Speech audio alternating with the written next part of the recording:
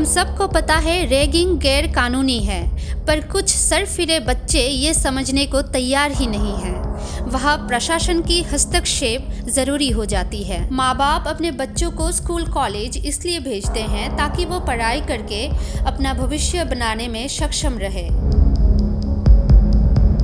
माँ बाप कतई ये बिल्कुल नहीं चाहेंगे उनके बच्चे किसी और के बच्चों को मार पीट करे या खुद मार खाए।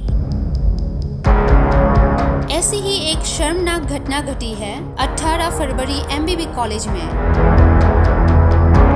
एबीवीपी के लोगों ने जब थर्ड सेमेस्टर के बच्चों को मार रहे थे रैगिंग के नाम पे, उस वक्त उनकी वीडियो निकाल रहे थे फर्स्ट सेमेस्टर के बच्चे। तो इस वीडियो निकालने के जुर्म में उन बच्चों को भी मारा पीटा गया।